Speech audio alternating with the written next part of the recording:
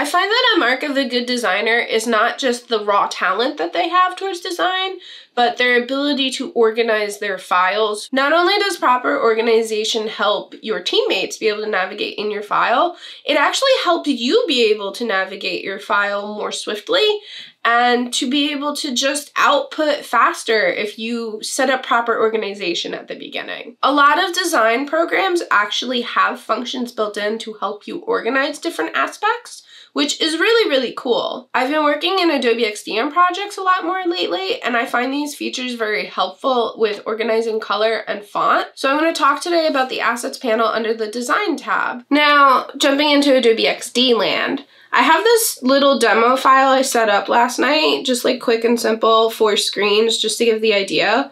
And this is a music player that is indie music that is put out by bands that love plants for people who love plants. I feel like I might actually build this out just like for me because it's weird and cute and I love plants and music. Organizing color and type works differently in different programs and especially like dependent on the type of design you're working on. I traditionally work a lot on print for products. You know, stuff that goes through industrial printers and gets manufactured and goes out to people like you who might like them. And I work in the Pantone color space a lot. And the way that you would set up a file for that, you have one layer that's printable artwork. You have layers for factory information just because what you're making is like a spec sheet. And the more I learn about UX design, I actually see like at the end, you make something very similar to a spec sheet for a developer. So that's easy for me to understand. But part of that spec sheet would be the colors, and you would make something like this, little boxes, and you would put Pantone numbers under it, and it would essentially be put like at the bottom, so that way the factory knows that all of the colors in your artwork, true points of the color need to be this Pantone color. And that's the way it works in print design. But in the digital space, working on digital products, you're working in web colors, and that works a little differently. And you organize it differently. This is like brand colors I picked out, which is the same thing when you're working in physical products. You have brands that have specific colors, so you need to be able to like hit that color when you're working in those products. It's the same thing with digital. If this was like this plant app, this was their brand, they would have a guidebook that's like, these are our brand colors. Like it could go different directions. Some brand books are like, these are the colors that are in our brand, figure it out.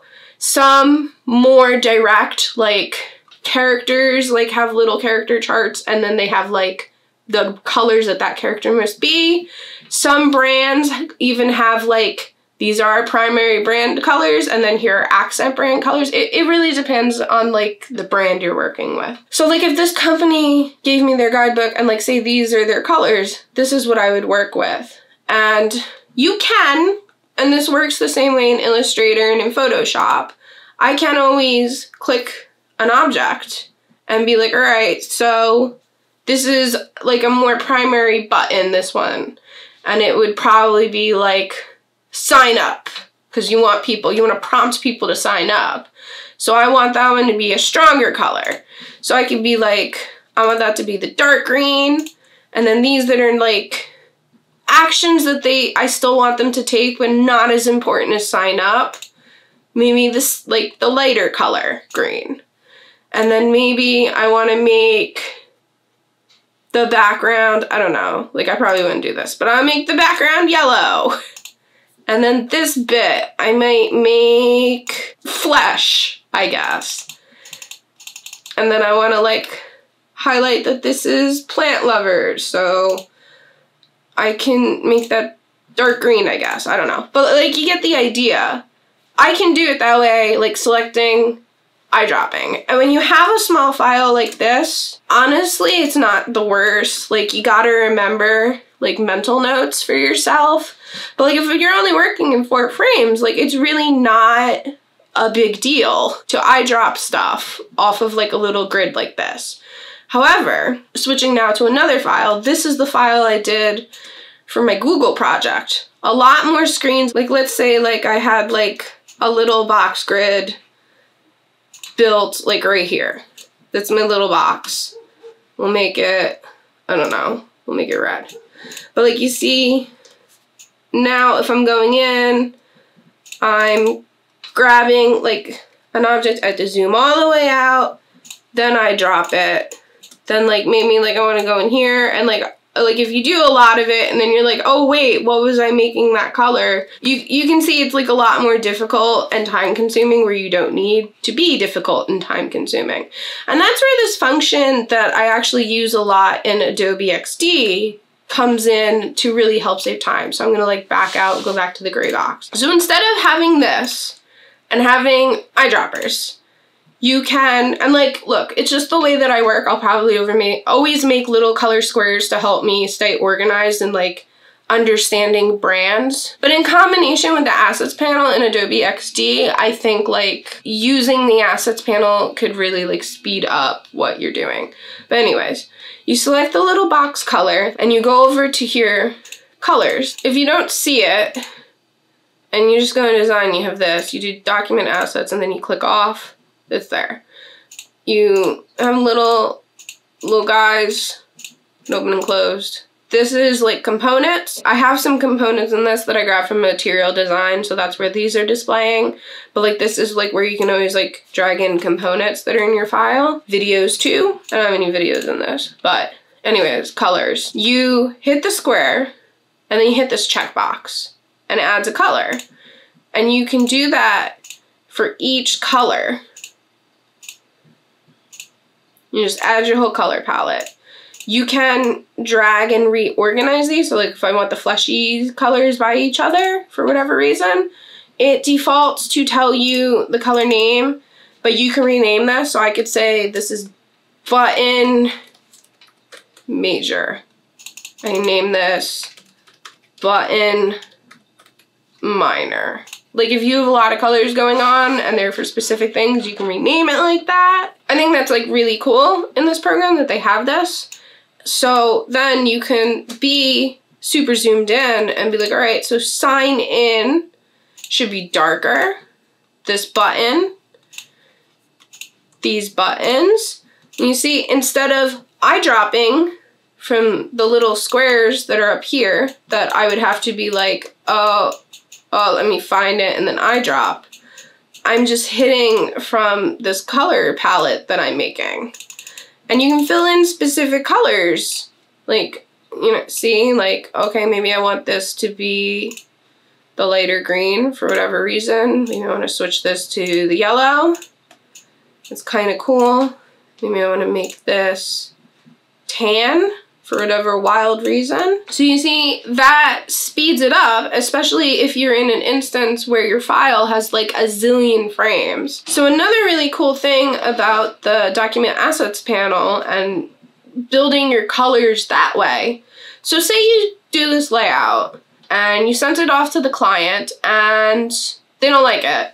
Maybe they're like, you know what? We know these are our brand colors, but we feel like this fleshy color doesn't work because it kind of makes people feel like you're eating skin or something. I don't know, something crazy. You'd be surprised the comments that come back from licensors. But they feel like maybe you should do a tonal shade of the green to play in with like the nature field of plants, blah, blah, blah, blah, blah. So you could theoretically take like this, be like, all right, maybe that might be light enough. Grab the eyedropper, do it one by one. And like it works a faster way. And like really cool about these programs like Adobe XD, you can edit the color in your color palette, bring, and like see, like you're already seeing it, like, let me grab this to be like closer. And then like, yeah. Whatever changes you make to these color swatches you have saved applies to these frames in your canvas. which is super cool. Like, if you were going one by one, that would probably take a while. Doing this, it's awesome. And then you could do the same thing with fonts. The character styles groups acts the same way as color. I will just say keep in mind that it brings in the colors of your character style, so it's not just the font and the font size. So it's really cool. You select this, and like, I'm gonna be like, this is my main like title fonts or whatever. And you do the same thing, you hit the plus. So it's remembering now, if I just did some garbage over here and I hit this, it's gonna make that font into this. Pretty cool. And you could save like your fonts like throughout like your artboard the same way. And the same way you can rename this. So like title, I guess, like I'll name this. Headings. Come on.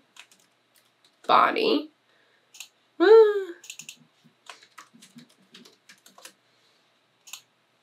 And then, yeah, so like if I'm just like, oh, this gibberish actually should be body, I hit it, it turns body. It copies over the color information into it too. So you have to be careful of that. But you can always be like, all right, well, you know, I want this to be headings and it's gonna be this color. Makes it super fast, super easy, super simple.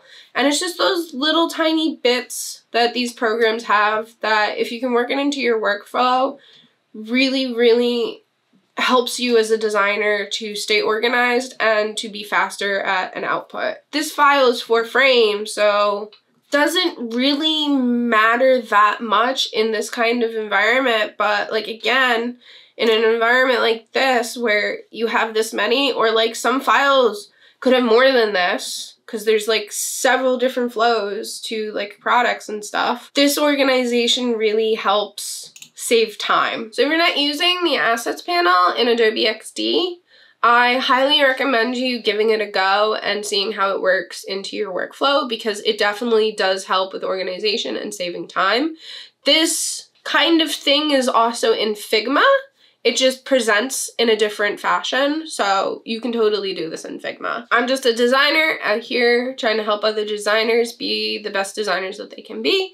So I hope that you liked this video. I hope you found it helpful. If you did, please give it a thumbs up. That really helps. If you want to see more videos like this with tips and tricks on design tools, or videos on the lifestyle of a designer and working in the design field, subscribe to stay updated. I put out videos pretty regularly. Again, I hope this video was helpful to someone, especially someone like me who's transitioning into UX design and product design field. These little tips and tricks definitely help. I have an entire folder of videos saved on my browser to go back and reference as I'm on this crazy journey learning this stuff. I wish you happiness and health, and I will see you in the next one.